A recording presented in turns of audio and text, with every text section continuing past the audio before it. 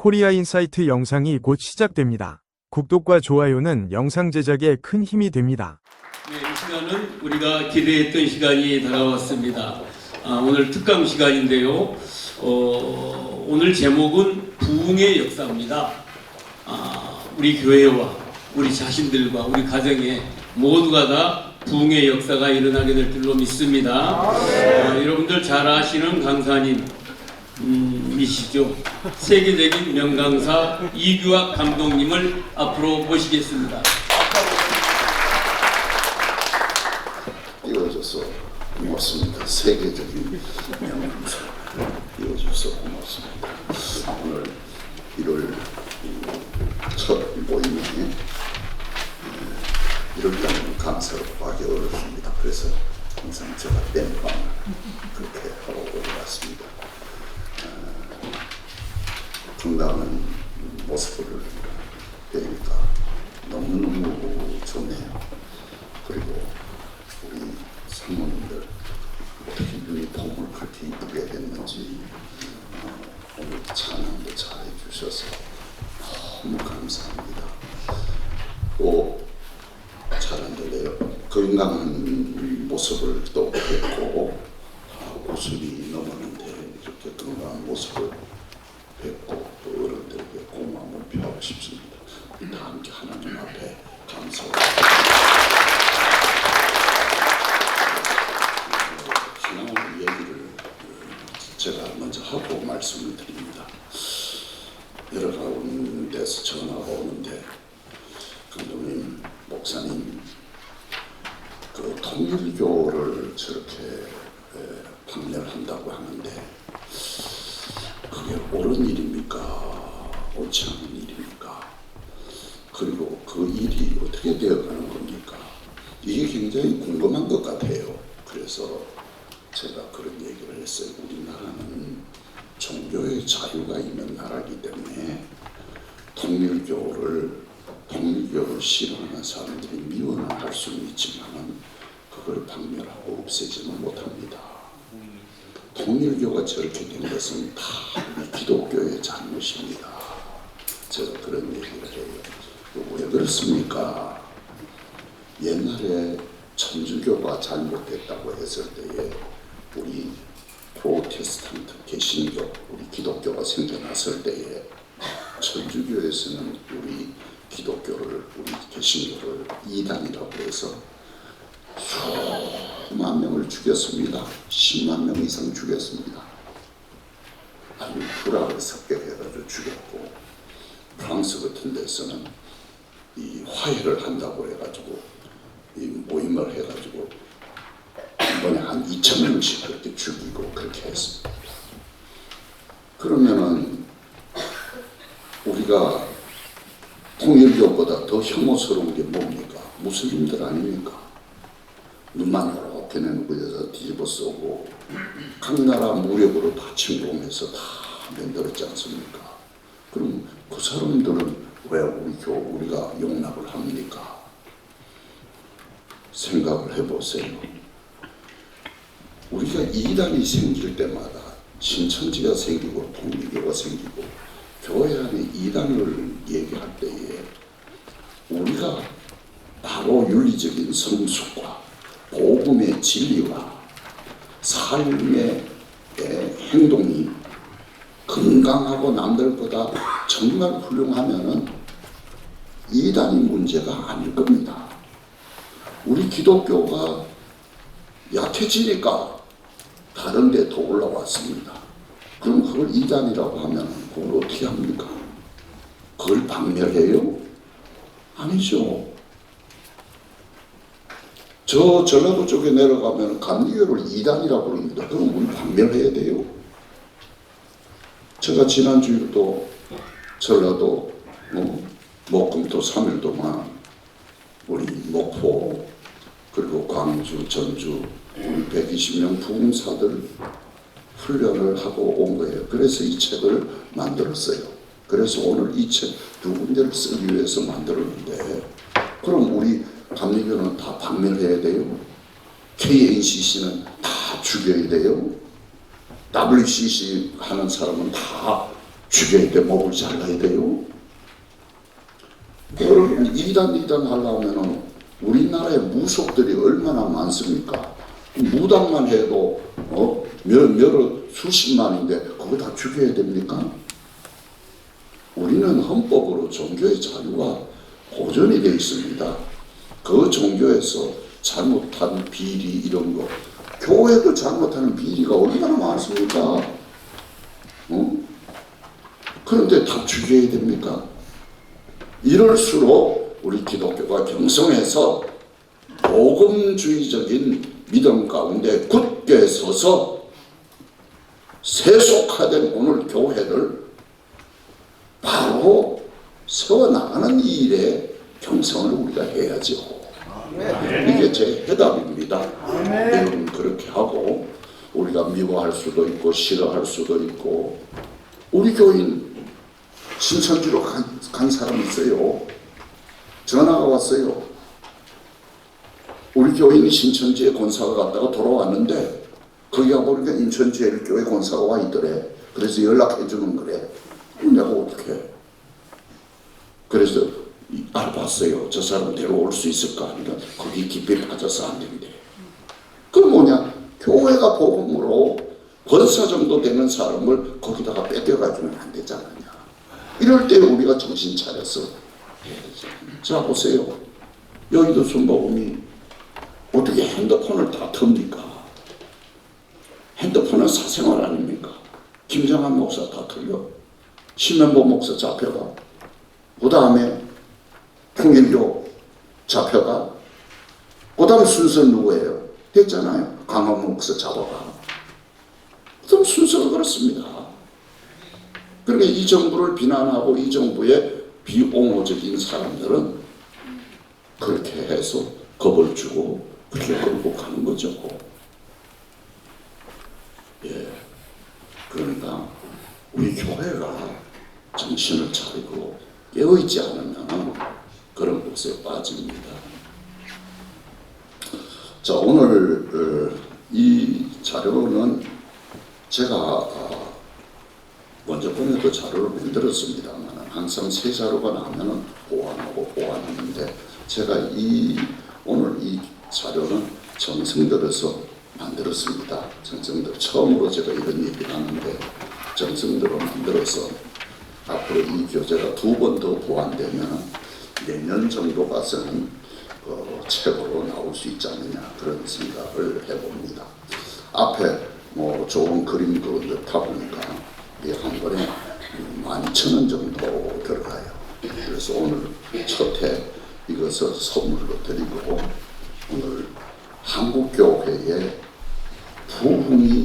부흥사도 사라지고 큰 교회 부흥도 다 정체되고 14,000 교회가 없어지고 하는 이런 세상 속에서 다시 부흥의 역사가 일어나야 된다. 그렇다고 하면은 부흥사들을 다시 세워야 된다 하는 것이 제 믿음이고 생각입니다. 첫 장을 한번 넘겨주세요. 3페이지. 못 받으신 분 손 들으세요. 예, 다 받으셨네요. 제가 이것을 한번 읽고 설명을 하겠습니다. 프롤로그에 보면은 3페이지. 교회는 날마다 새로워져야 합니다. 부흥은 인간의 계획이 아니라 하나님의 주권적인 역사입니다.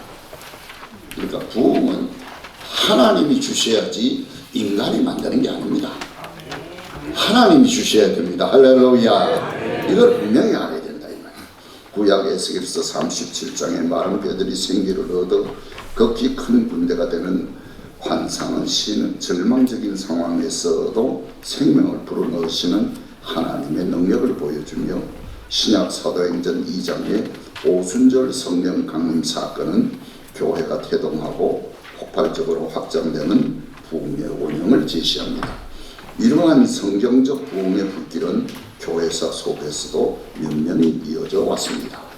16세기 종교개혁이 교회의 본질을 회복시켰다고 하면 독일의 경건주의 운동은 신앙의 내면적인 부흥을 이끌었습니다. 18세기 조한 웨슬리의 부흥운동은 개인의 영혼을 구원하는 데 그치지 않고 부패했던 영국 사회를 갱신하며 정치, 경제, 문화 전반에 영향력을 끼쳤습니다. 이 흐름은 19세기 미국 대각성 운동과 무디의 부흥운동으로 이어졌고 그 영적 토양에서 자라난 선교사들이 조선 땅을 밟으면서 한국의 부흥이 시작되었습니다. 미국이 2차 대부흥운동이 일어날 때에 미국 사람들의 문맹률이요, 미국 사람들이 그런 거 몰랐어요. 그런데 대학생 2만 명이 선교사로 나아가기로 결심을 했어요. 그 사람들이 세계를 덮었어요. 2만 명. 그러니까 최고의 교육을 받은 대학생들이죠. 그러니까 그때 선교사는 미국 역사에서 가장 훌륭한 젊은이들이 세계 선교를 시작했죠. 한국 교회는 복음이 전해된 이후 지난 100년 동안 세계 교회에서 유례 없는 부흥을 이루었습니다.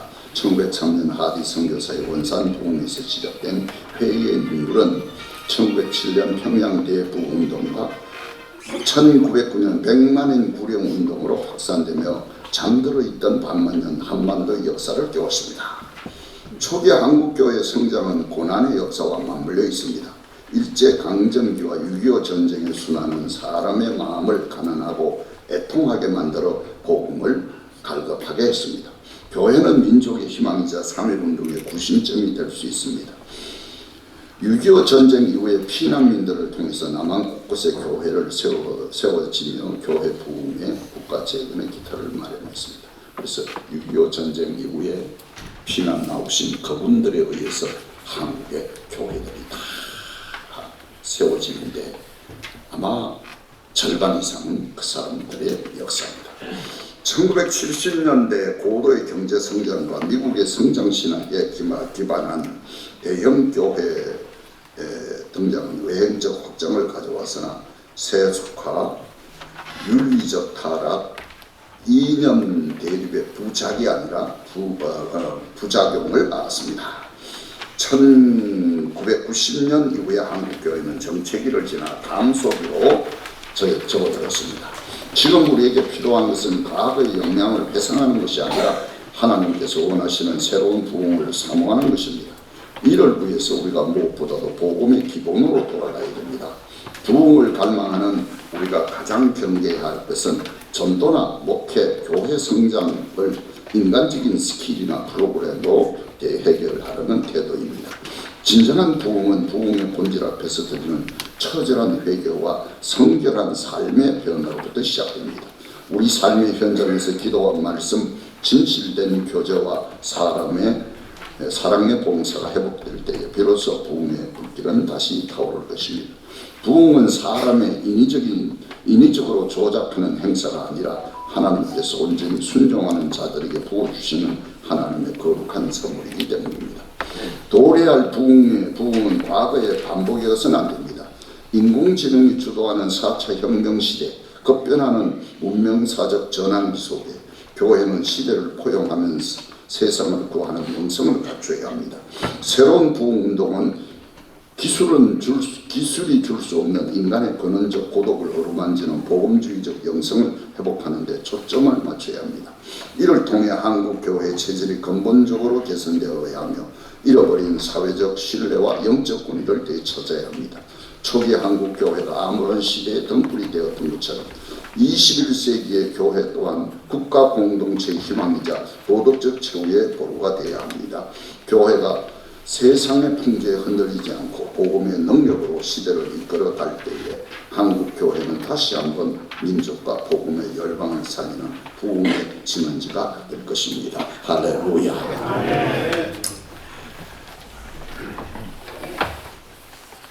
제가 수달 전에 한국교회 부흥의 역사에 대해서 천주교에서부터 어느 정도 얘기를 한 적이 있고요. 사실 오늘 그 이어서 얘기를 좀 다 하면서 오늘 우리들 현실 속에서 우리가 어떻게 해 부흥을 맞이해야 되는가 하는 것을 문제를 제시하도록 하겠습니다.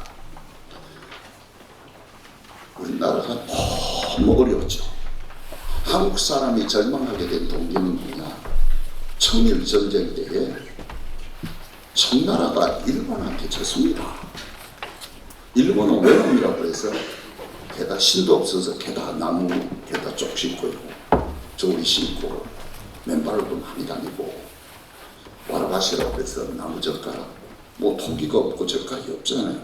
그러니까 나무 배가 밥 얹어서 이렇게 먹고 그러던 나라가 우리가 평생을 수천 년을 아버지 나라로 섬기던 어머니 나라로 섬기던 중국한테 중국을 잡아먹었잖아요. 중일전쟁에 이겼잖아요. 그러니까 한국 사람은 희망이 없었어요. 이강수까지 다 친일파로 다 돌았었어요. 역사 속에서 친일파문이 하는 것은 참 무서운 겁니다. 왜냐하면 힘 앞에 굴복하지 않을 사람이 어디 있어요. 굴복 안 하면 죽는 건데 죽으면 나 혼자 죽나요? 내 새끼들은 어떻게 해요? 항복 안 할 사람이 없어요. 그런데 큰 힘을 주면서 끝까지 항복하지 않은 사람이 이승만 대통령이었어요. 이승만이었어요. 그런데 한국이 힘이 없었어요. 나중에 극동 러시아 함대가 일본의 습격을 받아서 완전히 파산당했어요. 러일 전쟁에서도 또 이겼어요. 그래서 일본은 세계 국가 7개 나라 중에서 최고의 나라로 부상을 합니다. 나라가 힘이 있어서 꼭 부상한 게 아닙니다. 종교적으로, 정치적으로, 문화적으로, 윤리적으로 다 앞서야 됩니다. 우리나라가 4만 불 바라지만은 윤리적인 성숙이 이루어지지 않으면요, 이렇게 개판된 나라에서 뭐 올라가긴 뭘 올라가요? 또 내려오지. 윤리적인 성숙이 있어야 되거든요. 그러니까 일본은 세계 최고였어요. 그래서 일본, 러시아, 중국을 눌렀고 영국, 스페인, 이탈리아, 미국 이런 나라하고 동등하고 심지어 그 나라보다 더 우세하다고 해서 세계 나라가 일본을 우르르 봤어요. 그런데 우리나라는 중국 의지했다 망해버리고 러시아 의지했다 망해버리고 일본의 압제 속에 있을 때에 희망이 없었어요. 그런데 단 하나 미국이 괜찮을 거다 그 생각을 하게 된 거예요. 미국은 그 당시에는 이 통신 시설이 잘 되어 있지 않기 때문에 그 다음에 이 기동 비행기가 제대로 되어 있지 않았기 때문에 6개월 내지 3개월에서 6개월 정도 해야 소식을 받을 수가 있어요. 그래서 미국은 모든 극동 정책을 누구한테 의존했냐면 일본한테 의존했습니다. 그 일본이 하라는 대로 미국이 하는 거예요. 그래서 일본하고 미국은 옛날부터 좋은 사이를 가지고 있었습니다. 우리는 역사적인 전 이해를 할 수가 있어야 해요. 자, 그런데 그때의 나라가 한참 어려울 때에 우리 미국을 의지하기 시작했지 않습니까? 미국을 의지해서. 그래서 이승만을 고종 황제가 밀사로 미국에 보내게 됐잖아요. 근데 지금부터 140년 전에 미국이 공상하러 한국에 들어올 때 그걸 따라서 누가 들어오느냐? 선교사들이 따라왔잖아요. 그 좋게 얘기할 때는 선교사들을 제일 좋은 문화와 좋은 종교와 그리고 모든 좋은 것을 다 갖다 주는 사람으로 이해를 하지만 나쁜 의미에서 얘기할 때는 제국주의의 앞잡이로 선교사들을 비유하기도 합니다.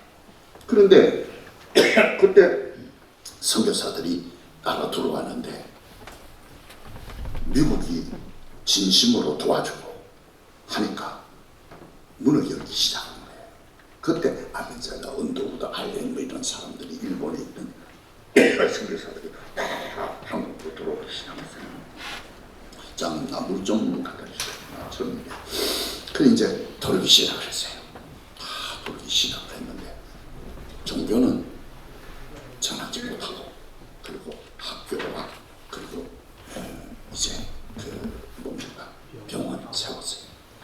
그 여자 그 애기 놓다가 다 죽고 애기를 참 많이 낳았잖아요. 옛날에는 최하가 한 6명 낳고요.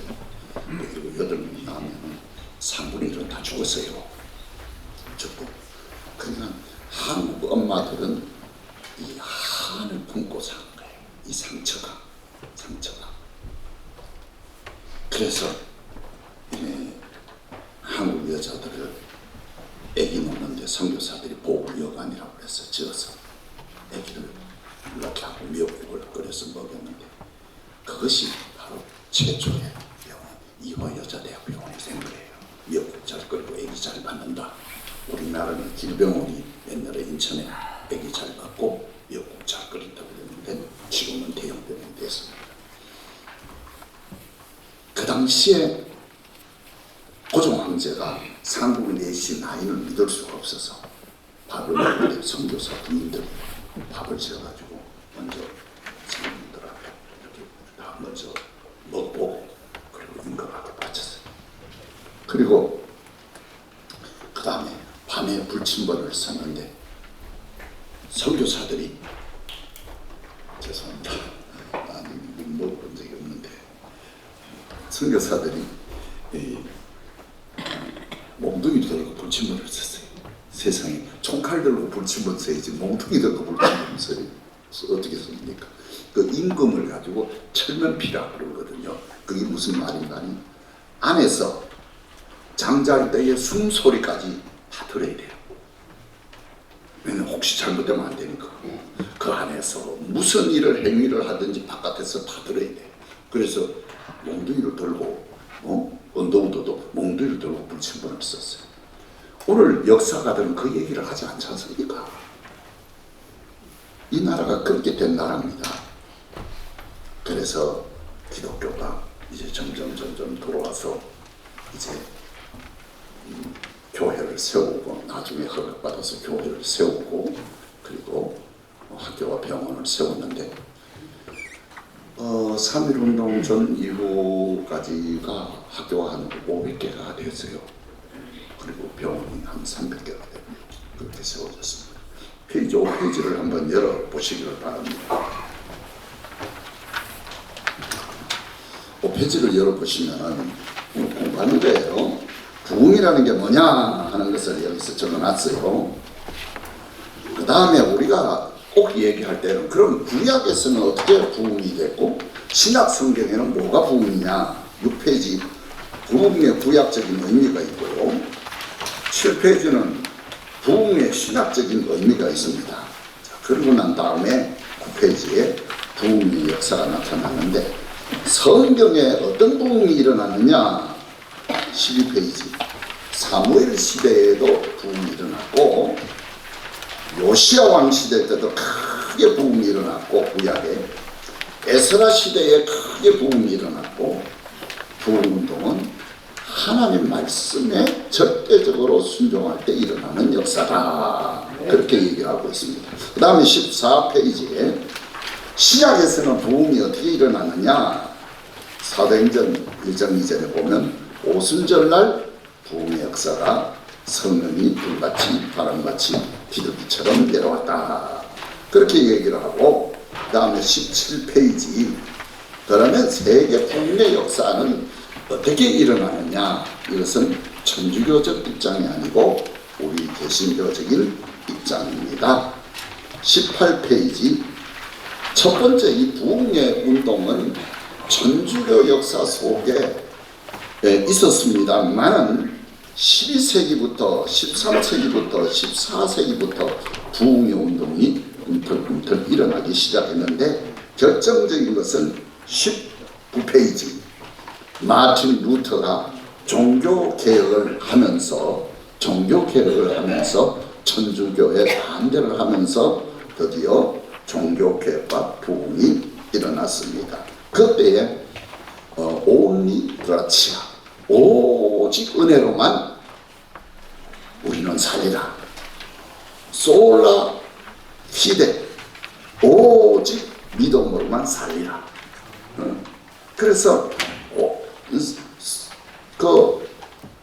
오직 은혜 오직 믿음, 그리고 오직 그리스도, 이 세 가지를 절대적으로 얘기를 하게 됐습니다. 그 다음에 그렇게 된 것은 면죄부 판매 때문에 그렇죠. 천주교가 베드로 성당을 지을 때에 전 세계는 돈을 다 끌어모아도 그 성전을 못 지었어요. 다 못 지었어요. 그런데 면죄부를 팔잖아요. 이제 큰 상을 놓고 이제 뒤에 주교가 서 있고 그 앞에 와서 내가 무슨 우리 죄가 있는데 이 죄를 용서받을 수가 있습니까? 얼마를 내면 되겠습니까? 그래서 금화를 몇 개 넣는가에 따라서 죄가 달라지는 거예요. 그러면 죄가 언제 없어지느냐? 금화 이 통 속에 넣어서 땡그랑 소리가 날 때 죄가 없어진다. 그랬단 말이에요. 그럼 이게 점점 지나치니까 그러면 우리 아버지, 어머니, 부모님은 어떻게 됩니까? 그것도 된다. 그리고 심지어 그렇게까지 했어요. 이게 면죄부가 결국은 이게 종교 개혁을 일으키는 절대적인 요건이 됩니다. 그래서 마틴 루터가 95개 조항문을 비텐베르크 문 앞에 붙이고 그리고 목숨을 걸고 항거를 하게 됩니다.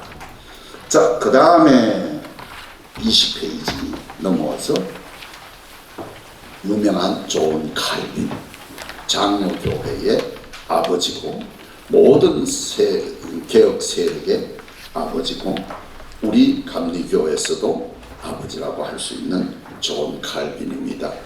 왜냐하면 우리 감리교도 칼빈의 전통 속에 있기 때문입니다. 이분은 프랑스에서 그리고 스위스를 주네브를 완전히 성시화하기 위해서 시장도 했고요. 그래서 유명한 존 칼빈이 종교개혁을 주도했습니다. 그 다음에 21페이지 정통주의 시대를 와서 18세기 들어와서 22페이지. 그럼 유럽 교회가 어떻게 부흥이 되느냐? 조금 구체적으로 말하면 영국의 청교도들입니다. 영국의 청교도들이 순수한 신앙을 지켜야 된다 해가지고 철저하게 신앙생활을 하고 그리고 여기에 해당되지 않는 것은 이단시했어요. 그래서 나중에는요 청교도들을 죽이려고 했어요. 다 죽였어요. 그래서 일부는 도망가서 메이플라워라고 하는 배를 타고 미국으로 건너가서 미국 신앙의 조상이 된 겁니다. 그게 미국입니다. 그러니까 미국은 이 존 칼빈의 신앙에 더 깊이 들어가서 청교도들에 의하여 세워진 정신이 미국 정신입니다. 그래서 영국에서 미국으로 이제 도망을 갔는데 그럼 영국에 있는 성공회는 뭐냐? 영국은 지금도요 유럽하고는 항상 다릅니다. 유럽을 말할 때 세 개를 얘기합니다. 동유럽, 루마니아나 헝가리나 불가리아나 못 사는 나라 이 동유럽. 그래서 관광지에 동유럽을 많이 가지고 왜 값이 싸니까 그걸 많이 가고 그 다음에 서유럽 하게 되면 독일, 이탈리아, 독일, 프랑스 이런 모든 진짜 유럽을 말하고 또 유럽 중에서 별난 유럽이 하나 있는데 그게 영국입니다. 영국은 지금도 유럽 저기에 안 들어와 있습니다. 영국인데 역사를 이렇게 보게 되면은 천주교가 두 가지의 특색을 안고 있는데 그게 뭐냐 하면은 로마 천주교, 로만 캐톨릭과 그리고 히랍 정교회가 둘이 나눠져 있습니다. 서로 옳다고 그럽니다. 서로 더 좋다고 그럽니다. 히랍 정교회, 러시아 정교회가 있고요. 그 다음에 그 중동 지역에만 있고요. 그 다음에 이탈리아에 있는 천주교회와 프랑스가 전부 다 천주교회입니다. 거기에 반대해서 일어난 것이 독일이거든요. 그 다음에 저 노르웨이 그쪽에 그 다음에 스위스 이런 데가 칼빈의 교리를 받아들여 가지고 개신교가 됐어요. 그러면 영국은 뭐냐? 우리는 교황 밑에 들어가기 싫다는 거죠. 그러면 영국은 캔터베리 대주교라고 해서 영국 왕이 있고 그 밑에 캔터베리 대주교가 있는 거예요.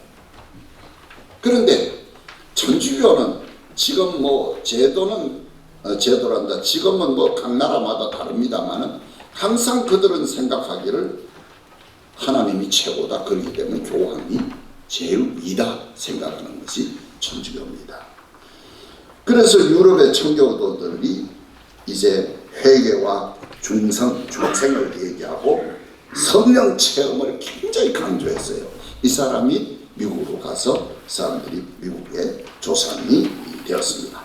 그 다음에 24페이지 독일의 경건주의 운동이 있습니다. 전부 다 부흥운동이 일어나는데 부흥운동이 겉으로는 부흥되지만 속으로 부흥돼야 되잖아. 내면으로. 우리가 하나님을 닮았다고 하는 것은 하나님이 인간을 창조했다고 하는 것은 하나님의 모습을 창조한 게 아니라 하나님의 그 성품 속사람을 닮은 거예요. 착하고 진실하고 예배드리려고 하고 가난한 사람 도와주려고 그러고 사랑하는 마음을 가지고 그런 정신을 가지고 깨끗하게 살고 금식기도 하고 성령만을 의지하고 하는 그런 독일의 내면적인 부흥운동이 전 세계에 가장 큰 영향을 미칩니다.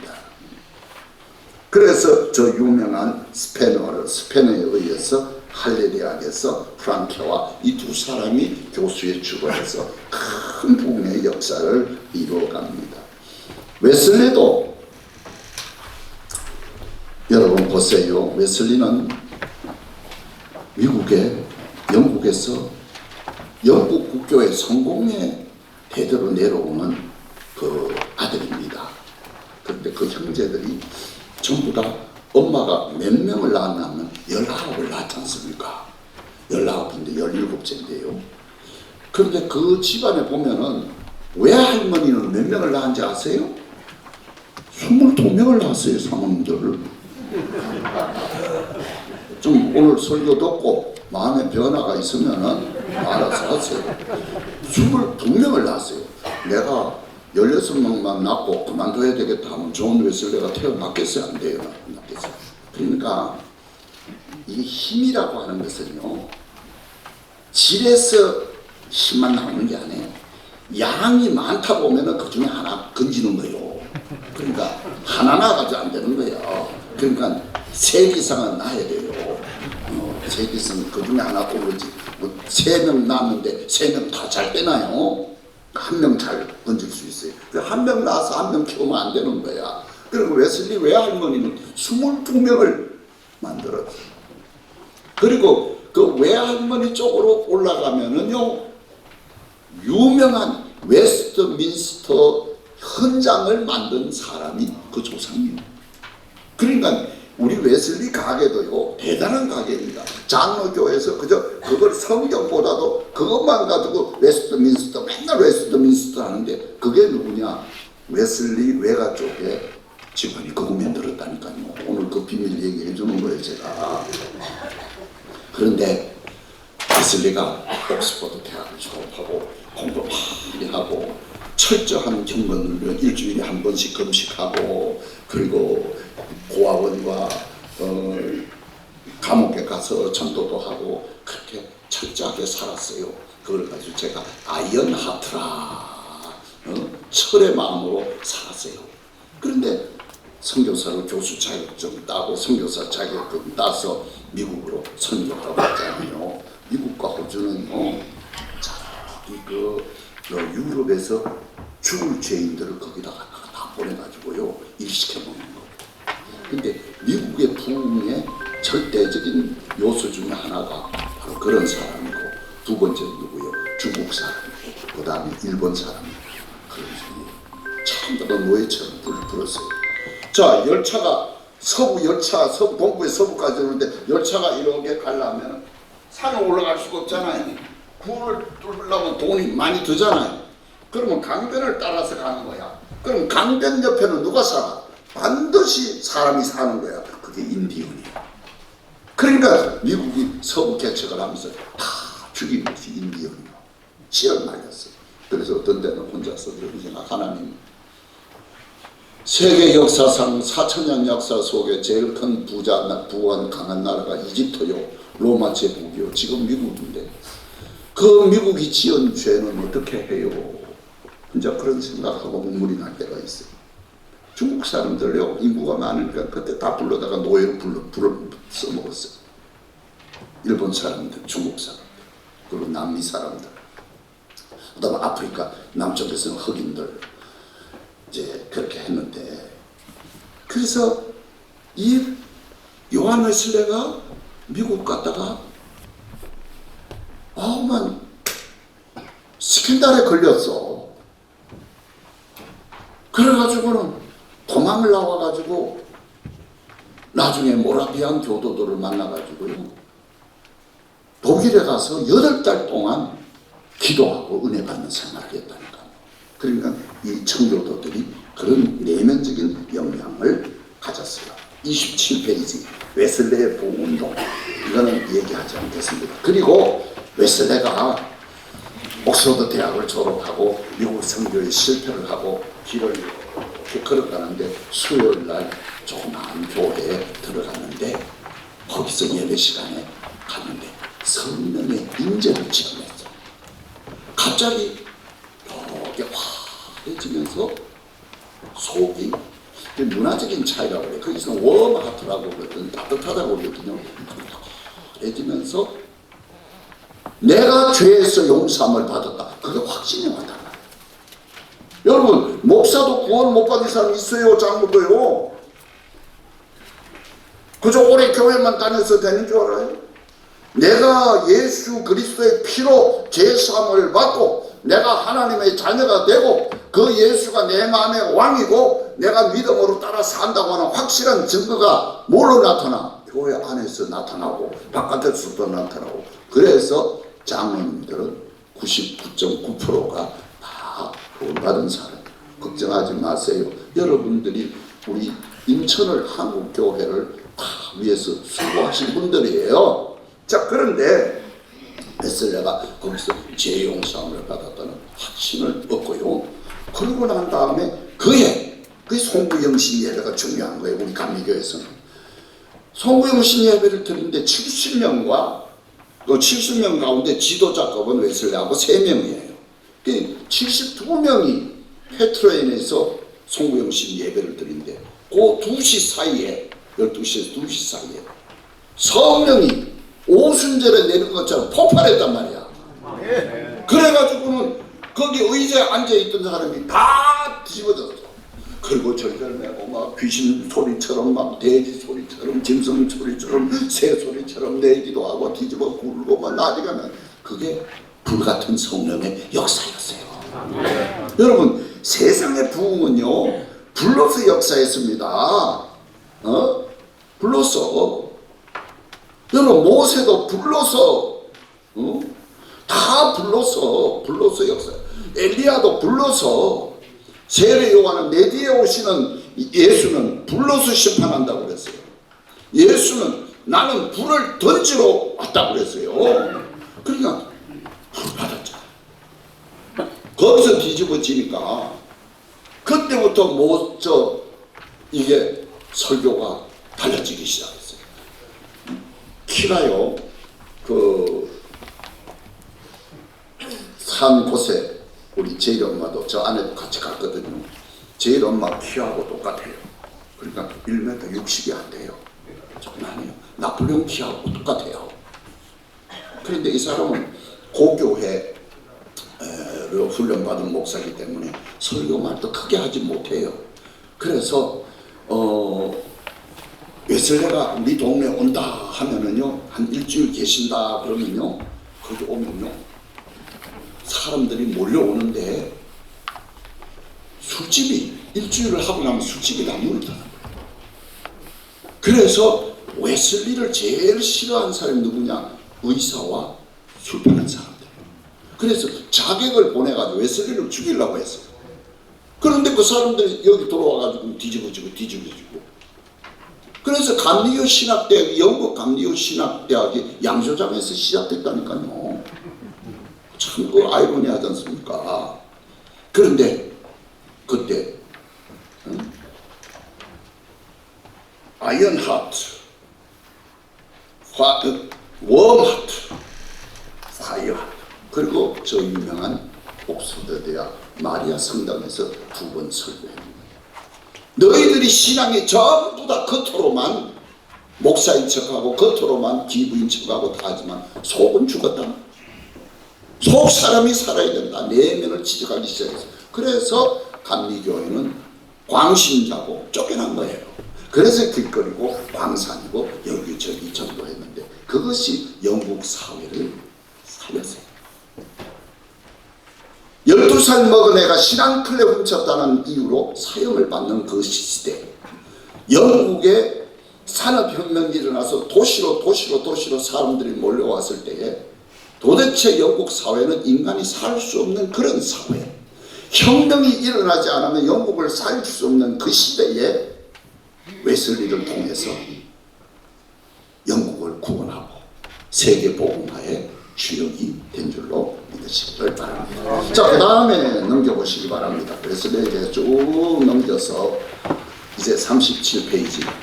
우리나라는 미국의 모든 것이 미국으로 들어왔기 때문에 미국의 부흥의 역사가 일어나야 됩니다. 미국을 올라가지고 자, 여기 37페이지 미국 교회의 부흥 넘기세요. 그 다음에 미국 각성운동이 1번, 2번, 3번 했는데 Great Awakening이라고 그래요. 첫 번째 각성운동 40페이지 일어났어요. 그 다음에 두 번째 각성운동이 45페이지에 일어났어요. 세계에서 전쟁이 일어나는데 가장 비참하게 싸운 전쟁이 몇 개 가운데 그 중에 하나가 미국 남북전쟁입니다. 얼마나 비참하게 죽이고 싸운지 몰라요. 그런데 그 이후에 사람들이 의지할 것도 없어서 전부 다 도둑놈이 우글거리고 그렇게 했는데 주님 앞으로 돌아오는 그런 역사가 일어났는데 하나님은 성령의 역사를 이룰 때에 반드시 그 시대에 꼭 필요한 것부터 역사하는 거예요. 이렇게 하지 않으면 미국이 살 수가 없어요. 이 역사를 통해서 2만 명의 대학생들이 선교사로 지원하고 전 세계에 가고 우리나라에 들어오기 시작했어요. 그 다음에 미국의 세 번째 각성운동 48페이지예요. 이 운동 이후에 이제 50페이지 드디어 이제 오늘 말씀드리고 싶은 것 시간이 20분 남았기 때문에 여기 20분 안에 다 하도록 하겠습니다. 한국교회 부흥운동. 한반도를 둘러싼 지정학 위치는 참 우리나라 어렵습니다. 강대국의 열강 속에서 통합혁명도 일어나고 을미사변 일어나서 명성황후까지 다 서로 시해하는 그런 나라였습니다. 그리고 여일전쟁에 또 일본이 또 승리했죠. 그러고 난 다음에 을사보고 조약이 체결됐죠. 이거는 나라가 아니었죠. 그래서 그때에 선교사들이 우리나라에 들어오기 시작을 했습니다. 1903년 교회가 와도 한국 사람을 접근할 수가 없잖아요. 그래서 이런 것이 병을 주죠. 그리고 시작해서 한 게, 그 다음에 교회는 못 짓게 하니까 그 다음에 학교 열어주고 문명을 깨우치고 이 선교사들이 집중적으로 하게 됐는데 요즘 우리나라가 외국에 나가서 선교하는 건 달라요. 왜냐하면 정부에서 미국을 받아들이기 때문에 그 힘이 있었어요. 선교사들이. 그래서 힘이 있어서 이렇게 했는데, 그래서 1903년에 원산에 원래 이분이 이 선교사들은 옛날이나 지금이나 그 생활비가 모자라가지고 정말 어려웠어요. 그때도 어려웠어요. 이 원산 하디 감리교 선교사는 원래 성교교 교인인데 감리교로 트랜스퍼 해가지고 원산 지역을 맡아가지고 선교를 했는데 중국에서 여자 선교사가 온 것을 기념해서 여자 선교사 20명이 모였어요. 그때 나이가 제일 많아서 하디가 그 강단에 올라가서 설교를 하는데 그 강단에 올라갔는데 갑자기 마음속에 미워하는 생각이 드는 거야. 내가 1년 동안 전도해도 한 명도 전도가 안 되고 내가 자리 조금만 있으면 내 책까지 다 팔아먹는 저 한국인들 아주 미워했어요. 미워했어요. 여러분 가난하면 도둑질하게 돼 있어요. 아니 누가 그러더라. 벵글라데시 가서 교회를 200개 세웠는데 6개월 한국에 왔다 가니까 100개가 없어졌다고. 어디 가는데 한 달에 3만 원씩 주는데 5만 원씩 주는 다른 교파로 다 갚버렸다고 그런 얘기를 해서 웃었는데 여러분 한국 사람은요 그보다 더 했어요. 선교사 집까지 다 팔아먹었다고요. 그런데요 거기서 이제 성령을 미워하는 마음이 생기는 거예요. 갑자기 음성이 돌려오는 거야. 이놈아 너는 한국 사람이 너 성교비를 떼먹었다고 내가 미워하는데 너는 내 성교비 때문에 떼먹었지 않느냐. 그 자리가 푹 쓰러졌어요. 그리고 통회하고 울기 시작하는데 양놈이 교만한 양놈이 왜 울어요? 근데 이것이 임파테이션 전이가 돼가지고 거기 20명 앉은 여자 선교사들한테 다 불 붙었어. 굴고 난리가 났어. 그리고 주일을 맞이했는데 원산 교회 가서 설교하는데 눈물을 뚝뚝 흘리면서 파란 머리 노란 머리를 가진 성교사 울고 하는데 거기서 한 200명 모인 원산 교회 교인들이 다 임파테이션 돼서 다 전리가 다 뒤집어졌어. 이런 소문이 나니까 가는 곳마다 부흥사를 누가 부르느냐. 하디가 가서 부흥을 하는 거예요. 평양 그 다음에 서울 정동교회 전부 다 이 사람이 설교를 하면 부흥이 시작이 됐어요. 자 그런데 그 다음에 56페이지를 한번 해보세요. 감리교와 장로교가 그때는 참 아름다웠습니다. 나중에 수십 년 후에 지역을 나눴어요. 전라도 경상도는 감리교 하자. 항해도 이쪽 경기도 이쪽 충청도는 그리고 한경도 강원도는 감리교로 하자. 그래가지고 교회를 하다가도 감리교 지역이면 감리교를 주고 장로교회는 장로교회를 주고 그래서 갈랐어요. 대도시는 같이 가자. 얼마나 아름다운 시대였습니까? 그런 적도 있었어요. 그런데 이번에 목포에 가서 묵명을 했습니다만 57페이지를 한번 보면은 목포의 남장로교회의 선교사가 존스톤이 와가지고 목포에 제주도까지 합해서 전라도 지역에 7개 선교구역을 만들어 놓고 목포를 어떻게 부흥시킬까 하다가 지단이라고 하는 감리교 선교사 하디의 제자가 되는 이 사람을 데려다가 1906년에 부흥회를 했는데 2주 만에 폭발을 해버렸어요.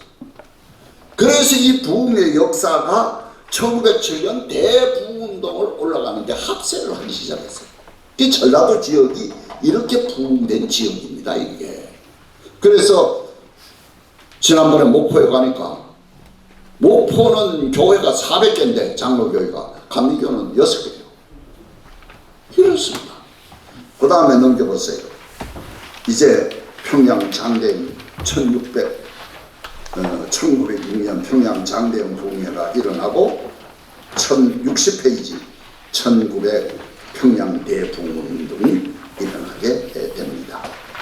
그리고 평양에는 장로교 장대영 교회, 감리교 남산현 교회가 부흥회 주도로 해서 일어나게 됩니다.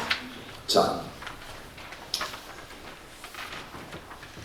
부흥회를 사경회 부흥회를 시작하는데 그때요 제일 유명한 그 선교사가 누구였죠? 이순주 목사님이었어요. 그때는 평양 신학교 다녔고 장로 출신이었어요. 장로였어요. 평양 신학교 다녔어요. 근데 이 어른이 앞에 나와서 2,000명 모임에서 얘기를 하는 거예요. 저는 죽을 죄인입니다. 아니 갑자기 저 어른이 그런 얘기를 하는 거예요. 그게 뭐냐? 내 친구가 지력이 부족해서 죽기 전에 돈을 주면서 뭐 1억을 줬는지 얼마 줬는지 몰라요. 우리 아내의 살림을 좀 살아주게. 그 부인이 돈을 쓸 줄 몰라. 목사님 그런 사람 있어요? 예, 제 친구도요. 돈 많은 쓸 줄 모르는 친구 하나 있었어요. 그래서 우리 친구들이 야 이 바보야 바보야 맨날 그러는데 그런 사람 있어. 똑똑한데 대학도 나왔는데 그래요. 근데 제가 그 돈을 제가 도용해서 다 써버렸습니다. 난리가 났네. 그런데 이게 또 임파테이션에서 그 2,000명이 다 뒤집어지고 그때 일어난 운동이 양심전 운동이 일어납니다. 내가 10년 전에 저 사람한테 돈 꼴고 전라도 경상도 달려가서 있는 사람은 갚고 없는 사람은 정서를 써주고 그리고 돌아왔어요. 이게 전국적으로 다 퍼지기 시작을 했어요. 그래서 평양 대부흥운동이 일어났습니다. 63페이지를 보십시오. 그러면 평양 대부흥운동이 왜 수도 서울이 아니고 평양에서 일어나느냐? 그게 하나님의 역사입니다. 조선조 시대 때에 고려 시대 때도 그렇고 고려 시대 때는 수도가 개경이었고 그 다음에 조선조는 서울이 수도였어요. 평양은 아주 완전히 버려진 도시였어요. 그리고 유배를 가게 되면은 저 원산적 강원도로 유배를 가고 전라도로 유배 가고 그리고 제주도로 유배 가고 정승이 아니면은요 반역죄는요 유배를 가다가 이미 다 죽여버려요. 그리고 강화도는 왕족들이 가는 유배지였어요. 그런데 하나님의 역사는 왜 평양에서 일어났느냐? 그건 우리 하나님이 그것이 필요해서 일어났어요. 여기가 가장 소외받고 우리는 평양이 잘 사는 동네 아니에요. 무슬리들이 사는 동네였어요. 그렇게 소외당한 곳이었어요. 그런데 평양에 장점이 몇 개가 있어요. 두세 개의 장점이 있었는데 하나는 뭐냐? 이것이 한국이 중국으로 가려고 그러면은 그 다른 나라 모든 몽골이고 어디로 다 가려면 그 길목이 평양이에요. 그러니까 모든 물자와 물량이 거기서 다 모인다 이 말이야. 여러분 이런 말 죄송합니다만 부산 항구, 인천 항구, 여수 항구, 목포 항구 항구가 있으면 저 수의동 쪽에 옐로우 하우스 창녀집이 반드시 있었습니다. 왜?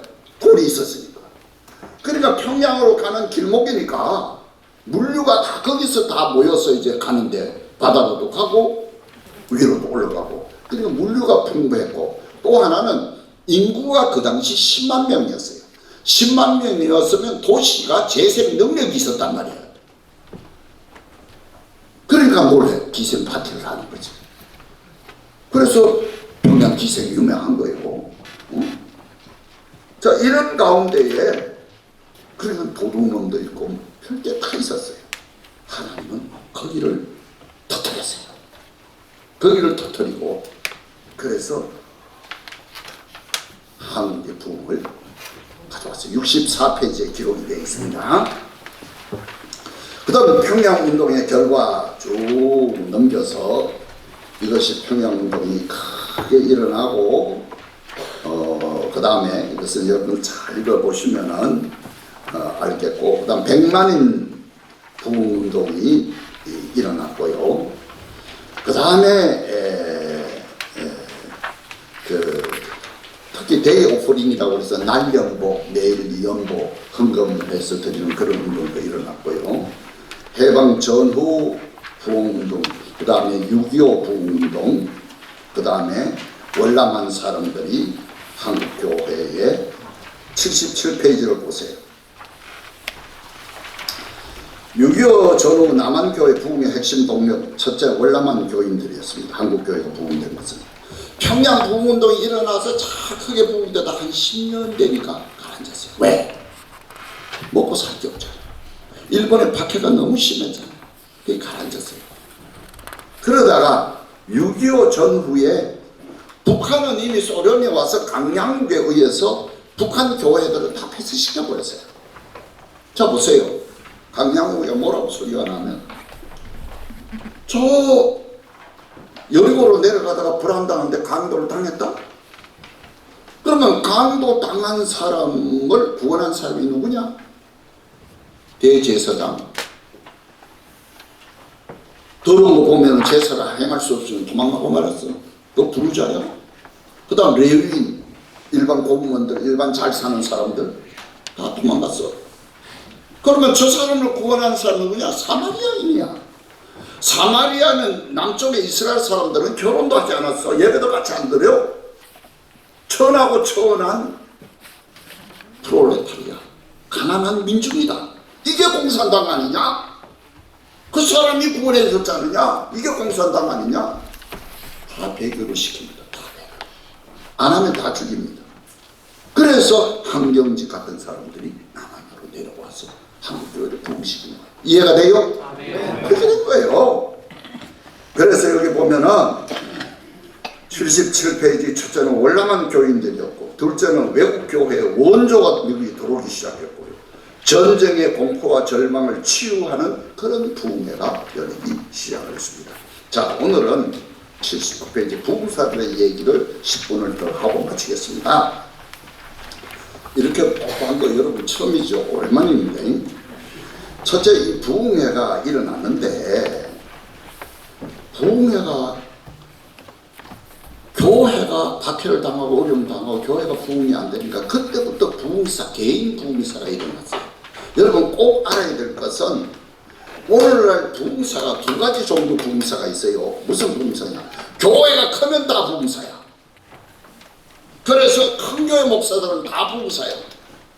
그럼 내가 오늘 여기 왔어. 여러분만 하고 나는 어릴 때 죽을 고생하고 못 먹고 우리 애가 이제 영영실조 달리고 열심히 기도했는데 기적의 역사가 일어나고 또 어떤 목사는 나는 암에 걸려서 다 죽게 되고 폐병에 걸려서 다 죽게 됐는데 하나님이 나를 고쳐주셔서 그때부터 능력이 일어나서 교회 부흥이 일어났습니다.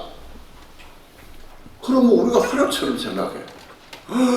옛날에 국제대학에 암 환자만 목사가 300명이 와. 300명. 거기 이호문 감독도 오고요. 한경진 목사도 오고요. 저 연세대학교 이동범 저 음악가도 오고요. 하여튼 우리나라 유명한 사람은 다 거기 왔어.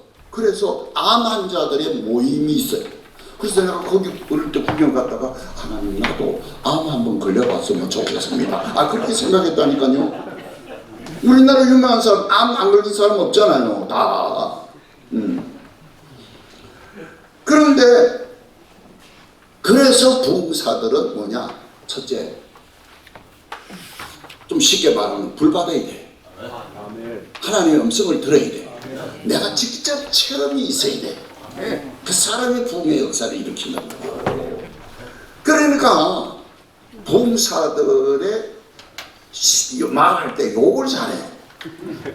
문부관 감독님 욕 많이 하지 마세요. 안 합니까? 무한 감독은 지금 우리나라에서 날리는데 욕 많이 하면 안 돼요. 인간의 심성은 타락했잖아요. 이 새끼 2년 전년 하면 그게 먹혀 들어간다니까. 시원하다니까. 그래, 욕쟁이 이천성 목사 다 알잖아요. 가봤잖아요. 이년들 어제 서방진하고 왔어? 안 해! 그러잖아요. 그 이천성 시원하잖아요. 지금 강화문 목사가 그렇잖아요.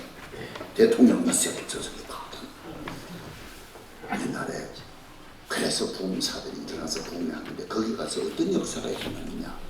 그걸 받았다는 거죠. 부흥에 가서 병을 고쳐도 안 고쳐도 나는 몰라. 거기 가서 내 정체성이 회복됐어. 제일 큰 은혜는 뭐냐? 재용서와 구원이고 두 번째는 윤리적으로 과거를 정상한 것이 보였어. 근데 오늘날 큰 교회 목사 부흥회 와서 은혜만 받았지 그걸로 끝나버려. 그게 달라. 그런데 부흥사들을 뭐라 그랬느냐? 무식하고 비과학습니다. 미신적이다. 사회 문제를 현실에 도피하고 오늘 교회하고 연결이 안 된다. 그렇게 비난을 받고 부흥사를 죽이기 시작했어요. 그러나 저는 생각을 해도 부흥사들의 공헌은 절대적이다. 83페이지. 여러분, 저는 경상도에 살아서 어릴 때 자랄 때에 아무개 이름 안 불렀습니다. 뭐라? 야, 이 새끼 이리 와봐. 야, 저 새끼 이리 와봐. 이게 우리 보통 언어였습니다. 여러분 어른들 안 그랬어요? 인천 서울에 자란 사람은 안 그랬을 거야. 우리는 그렇게 자랐어요. 야, 임마, 이 새끼야, 이리 와. 그 정도는요, 가장 좋은 말이고요. 거기다가 아주 섞어서 희한한 얘기 다 했지 않습니까?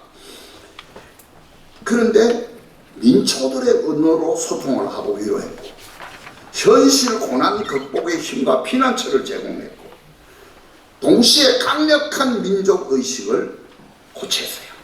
그러면서 제가 이 명단을 지었습니다.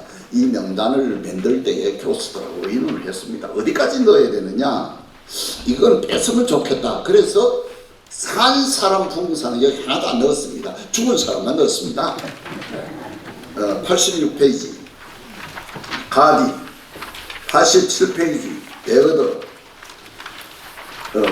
조국보다 사랑했던 선교사 존스톤, 그레암 디, 88페이지 헤버 존스, 유진 벨, 윌리엄 포사이트, 감리교 저딘, 존 프레스톤, 밥 피어스, 윌리엄 아스노블, 프레드릭 캠블, 스톨스, 스왈런, 게일, 모리스. 그래서 요 중에서도 몇 명을 큰 일을 했는데 부흥사로 넣어야 될까 하는 고민을 하면서 넣었고요. 자, 한국 그럼 부흥사국에서 91페이지 길선주 목사 최고였죠. 두 번째 김익두. 김익두는 하도 욕을 많이 해가지고 연세 전문학교에서 아주 데모를 했어요. 그리고 한국에 있는 저 동아일보와 조선일보에서도 이 사람을 비판을 했어요. 김익두. 그러나 김익두는 이 깡패에다가 돌아왔잖아요. 하여튼 술과 폭력으로 찌든 사람인데 이 사람 부흥회를 통해서 이적의 역사가 일어났잖아요. 근데 마지막에는 일본의 압제 속에 일본에 협조할 수밖에 없었던 그런 일도 있었어요. 최건능, 예수 천당했던 사람 최건능.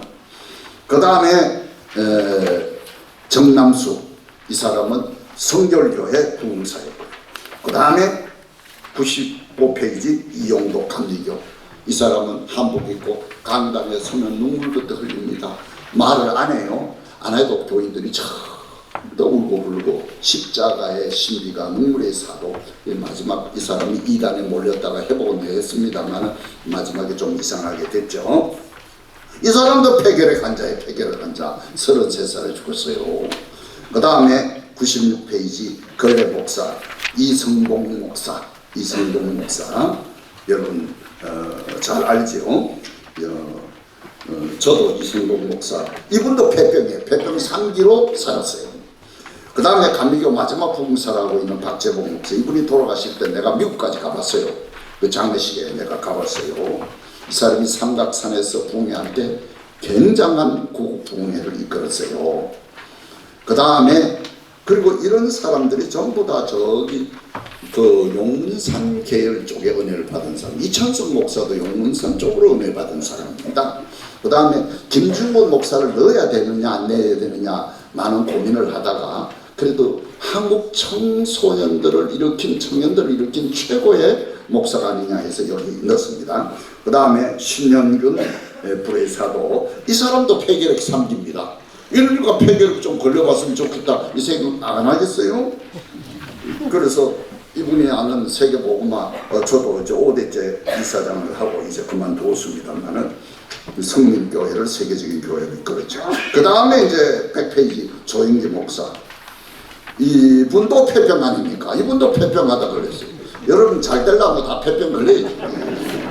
이 조영기 목사, 삼중 축복, 내용이 잘 때 뭐 공사가 잘 되고 강건하기를 무조건 이 사람은 하면 된다. 막 이런 그 유명한 그래서 윤리적으로 법적 문제로 나중에 마지막에 좀 어려움이 좀 있었습니다.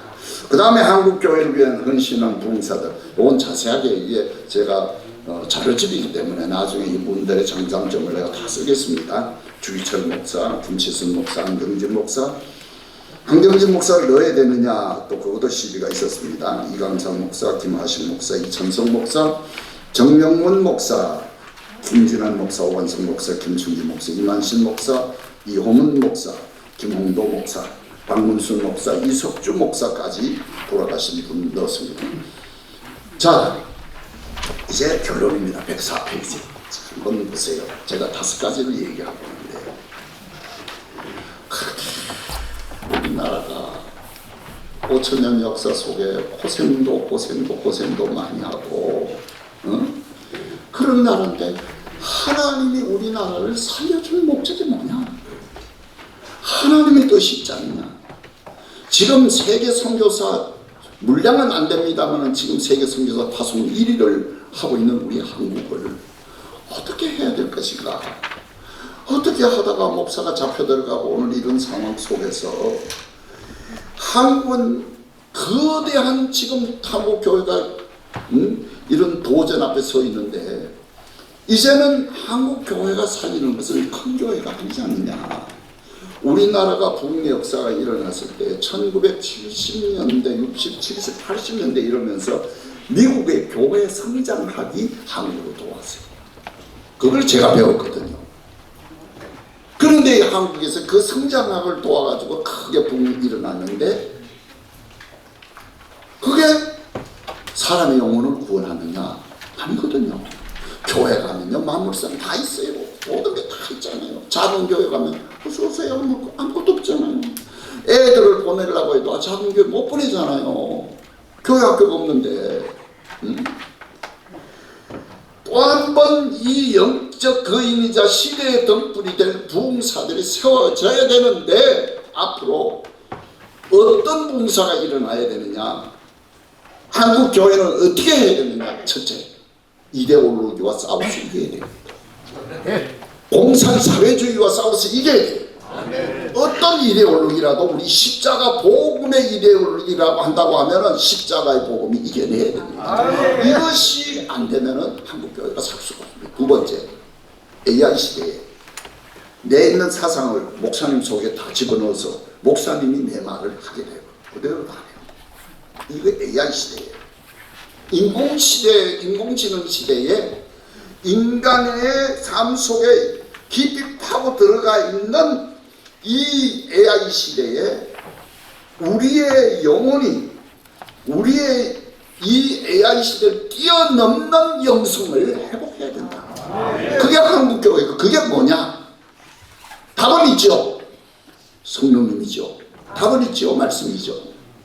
그러니까 이 AI 인공시대의 영혼의 가치를 뛰어넘는 그런 영혼의 가치를 일깨울 수 있는 부흥사가 나옵니다. 세 번째, 세속의 물결이 교회에 들어와서 교인들이 담임 목사 설교 그냥 주일날 이런 거 듣지 전부 다 다른 거 듣고 있습니다. 좀 나도 유튜브 많이 들어보는데요. 난 유튜브 뭐에 꼽혔나 하면은요 다 거짓말인 줄 알면서도 들어요. 북한에서 가난하게 살다가 죽을 때 돼가지고 남한으로 탈주하는 거 그거 들어보면 참 재밌어요. 여러분 뭐요? 전부 다 세속의 물결이 교회 오면 조직하고 뭐하고 조직하면요 성령은 도망가고 말아요. 은혜로 되는 거지. 세속화가 들어와서 회사에 사업하듯이 교회를 하고 있어. 그 되겠어요? 죄를 지적하고 거룩한 삶으로 회심을 촉구하는 그런 메시지가 일어나야 돼요. 제가요 김홍도 감독님에게 훌륭한 장점이 2개가 있었는데 그분하고는 제가 오래 교제를 했어요.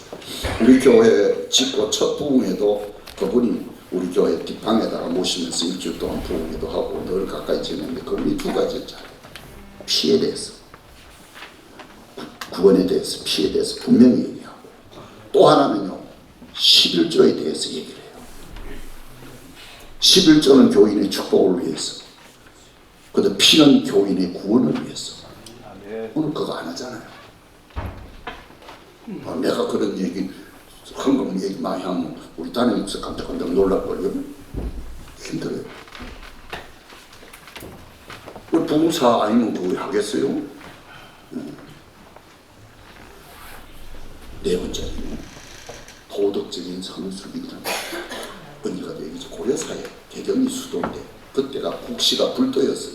감옥에 들어가서 잡힌 자들을 다 보니까 불도였더라. 노력하고 토술질하고 마작하고 아편하고 한 사람들이 다 불도였더라. 오늘 기독교인이 얼마나 많습니까?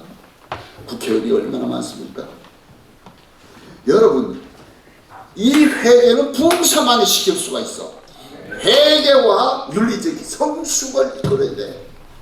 노름하던 거 안 해야 되고, 술 먹던 거 안 해야 되고, 아내 두들겨 패던 것도 안 해야 되고. 마지막으로 내가 가서 고생했다고 젊은 사람들 얘기하면 감독님 먹을 거 없으면 라면 싸면 먹으면 되지. 또 내가 또 다른 일 고생했다고 막 얘기하면은 돈 대라고. 이제 그런 얘기 안 통해. 너무 세대 단절이 심해. 국회의원 뭐 다 그러죠. 이 세상이. 이 단절된 세대를 다리를 놓을 수 있는 지도자가 나와야 된다. 이것이 제가 오늘 마지막 얘기입니다. 106페이지 한번 보세요. 새 시대의 새 부흥을 이끌 부흥사의 자질은 뭐냐? 첫째, 하나님과의 깊은 만남이 있어야 된다. 두 번째, 깨끗한 윤리적인 성숙이 있는 부흥사가 되어야 된다. 세 번째, 성령 체험을 받아야 된다. 네 번째, 속에서 일상생활 속에서 경건이 연습이 돼야 된다. 옛날 부흥사들은요, 부흥회 하면요, 기도원 원장이지. 기도원 원장. 전자상가 하는 저 용산 현신의 건설도 그랬잖아요. 목사 장로 들어오면 덩어리를 탁 치고 욕을 막 하잖아요. 정영문 목사 같은 사람은 이 새끼 저 새끼 막 하고, 박장훈 목사도 욕을 막 했잖아요. 이천석 같은 사람은 어떤 사람이에요? 은혜는 받았지만은 내 속에 있는 속 사람이 치료함을 받지 못해서 깨끗함을 못해. 그러니까 내 속에 있는 나쁜 성격과 받은 성령의 은혜가 뒤틀려서 막 튀어나오니까 그렇게 되는 거야. 그래서 일상의 경건 연습이 잘 된 사람이 되어야 된다. 그리고 부흥사는 불타는 영혼을 구원하는 애타는 마음이 없으면 안 된다. 그게 누구예요? 최고의 사람이 우리 감독 이용도 아닙니까? 영혼을 바라보면 눈물을 흘렸어요. 그리고 자기 부인을 할 줄 알고 모든 영광과 하나님께 돌리는 겸손과 자기 부인이 있어야 될 줄로 믿습니다. 마지막으로 조금 더 해야 될 것은 기도원입니다. 110페이지. 저는 이 글을 읽으면서 많이 울었어요. 제가 어릴 때 어머니가 용문산을 간다고 밀가루를 싸고 소금, 고추장, 기름 뭐 이런 좀 가지고 그걸 머리에 이고 이틀을 걸려서 용문산을 갔어요. 그때 한국의 엄마들이 다 용문산으로 몰려가서 갔는데 글쎄 2년 전에 저 순복음교회 갔다 온 우리 부평 순복음교회 장로장이 그런 얘기를 해요. 여의도 순복음 기도원 갔더니만 평일에 갔더니만 30명 됐대. 제가 그때 그 청평기도원 금식기도원 갔잖아요. 가니까 1월 1일 오후에 우리 목사님하고 같이 갔더니만 그래도 거기 기도하는 사람 모였는가 했더니만 20명도가 안 모였어요. 한국 기도원이 그렇게 됐어요. 기도원 가면은 암 환자가 기도원 가고 가정 파탄이 난 사람 기도하고 사업 망한 사람이 기도하고 기도원 갔는데 그 기도원에 가서 문제 해결을 다 받았는지 나는 몰라. 그러나 거기 가서 내 정체성은 회복하고 돌아갔다 이 말이야. 거기 안 갔으면 큰일 날 뻔했다. 그런데 우리나라가 500명만 모이면 비더먼 교회는 전부 다 수련만 하나씩 지어가지고 교인들 돌리는 거야. 기도원에 불이 내려와야지, 문제 해결을 받아야지, 은혜를 받아야지. 그게 없이 기도원 되겠어요? 기도원 다 바로치웠잖아요. 기도원 안 되잖아요. 기도원은 크게 지어놓고 손님을 받아가지고 뭐 장로교, 감리교, 뭐 남선교, 여선교에 행사하고 돈 받고 행사해가지고 자체 그 경영을 하잖아요. 그게 무슨 기도원입니까? 나는 여러분들하고 원래 우리 이제 200회의 행사가 있는데 여러분하고 다 가서 한 2박 3일 휴가 다 내시고 기도원 가서 콘서트 물고 그리고 잠도 자고 쉬기도 하고 엎드려 기도도 하고 성령의 불도 받고 좀 그런 시간이 있었으면 좋겠습니다. 네. 동의하십니까? 예. 그래서 강화만이산이 첫 번째고요. 두 번째는 대한수도원과 그리고 그 용훈 감독님 아버님 그런 분들이 세운 저 어디에 철원기도원, 그 다음에 용문산 기도원. 용문산 기도원 가니까 사람이 하나도 없죠. 그저 구국 기도하는 것만 있어. 삼각산 기도원, 감민산 기도원, 한일산 기도원, 지금 다 없어지잖아요. 다 한일산 여기 다 오산리 최자식 금식 기도원, 칠보산 기도원, 갈밀산 기도원, 강남 금식 기도원, 흰돌산 기도원 그렇게 해서 다 여기에 기록을 했는데 그 부흥의 열매에 대해서도 이미 말씀을 다 드렸습니다. 130페이지 마지막으로 에필로그입니다. 제 끝입니다. 지금까지 우리는 성경과 역사를 통해서 이 땅에 임했던 부흥이라고 하는 놀라운 은혜를 살펴보았습니다. 그리고 그 부흥의 중심에는 언제나 시대를 깨우고 민족의 신명을 뒤흔들었던 부흥사가 있었습니다.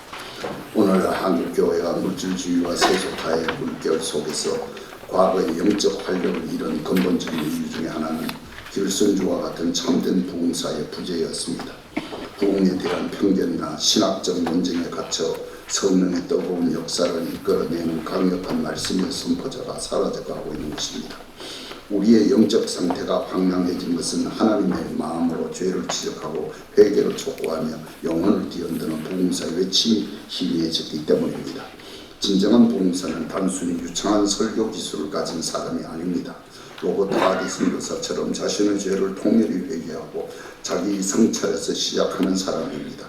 그는 신비주의와 공허함과 지성주의의 차가움을 모두 경계하며 오직 말씀의 반석 위에 성령의 불을 토하는 설교자입니다.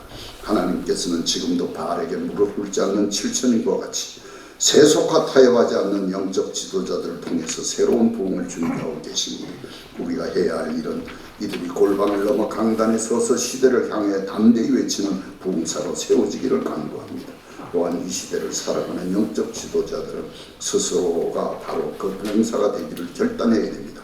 알파와 오메가 되신 하나님께서 이 기도를 들으시고 당신의 마음에 합한 부흥사들을 일으키실 때에 한국교회는 다시 한번 부흥의 불길에 휩싸일 것입니다. 그 역사는 바로 한 사람 회개의 말씀과 성령으로 무장한 진정한 부흥사의 외침에서부터 시작될 것입니다.